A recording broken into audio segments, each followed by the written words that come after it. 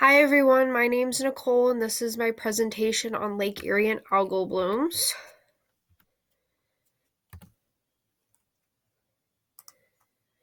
Alright, so this is a satellite image showing the algal bloom in Lake Erie on July 28th, 2015. That was one of the years that it was pretty severe.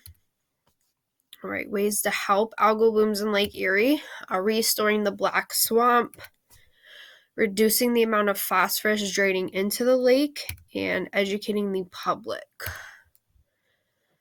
So Lake Erie is located at 42.0669 north and 81.3399 west.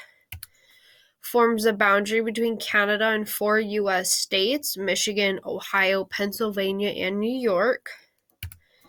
It is the fourth largest lake of the Great Lakes, and it's the 11th largest globally in surface area.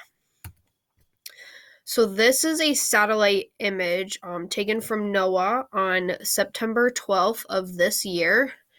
You can notice over here on the left side where the algal bloom is, and you can kind of see it up in this. I believe that's Lake St. Clair, but this is Lake Erie right here where this algal bloom is.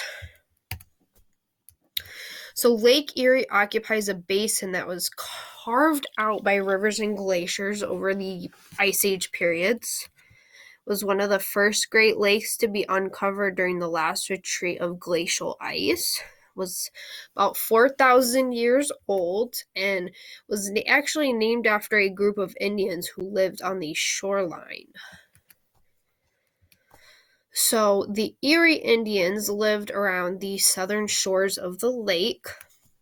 And around 1600, there's about 14,000 people in the tribes. And they were actually almost completely destroyed in 1656 after a pretty devastating battle with the Iroquois League. Their name is actually shortened from Erohonan, which means long tail in the Iroquois language, which is why they're actually nicknamed as the Cat Nation.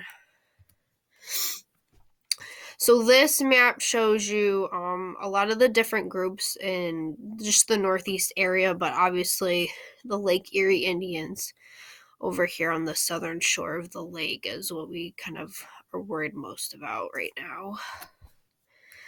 So the soil was actually formed in part by the rubble that the glaciers left about 10,000 years ago. So northwest Ohio has a high deposit of lime and clay, whereas northeast Ohio has a low lime deposit. The high clay content actually means it's a very slow draining soil. As well as the high deposits of lime and clay, the northwest Ohio soil is actually really high in minerals that promote crop growth.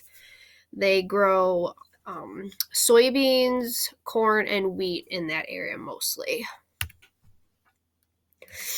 So some of the land includes beech, maple, oak, hemlock, and hardwood forest, as well as button bush swamps and glacial kettle lakes. Wetland plants such as water smartweed, American lotus, and cardinal flowers, which actually help filter pollutants from the water itself. Just some pictures of some of the flowers. So, some endangered wildlife specific to the Lake Erie area include the Kirtland's warbler, the piping plover, Lake Erie water snake, and the rayed bean mussel. You also have forage fish, which include lake whitefish, common carp, and rainbow smelt. And you also have the fish eaters or piscivores, which include rainbow trout, walleye, and smallmouth bass, as well as macroinvertebrates, zooplankton, and phytoplankton that also inhabit the lake. Some pictures of the endangered wildlife around Lake Erie. So the Black Swamp was actually formed by the Wisconsin Glacier about 20,000 years ago. Covered approximately 1,500 square miles in northwest Ohio and northeast Indiana.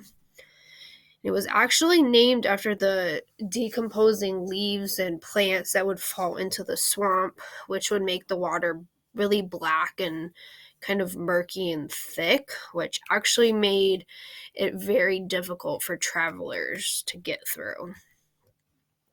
And they believe that restoration of at least 10% of the swamp is believed to help solve the algal blooms. So most Ohioans actually agree on solving the algal blooms. The algal blooms have a very significant impact on the drinking water, as the lake itself provides the drinking water for a lot of the area over there. However, they do not agree on what solutions would be best. And they don't place full blame on the farmers, which a lot of the runoff are from the farms, but they don't put all the blame on them. And they actually, which I found surprising, prefer volunteer programs over giving out fines and creating stricter regulations, which I thought was pretty surprising. Alrighty, thanks guys. I hope you enjoyed my presentation.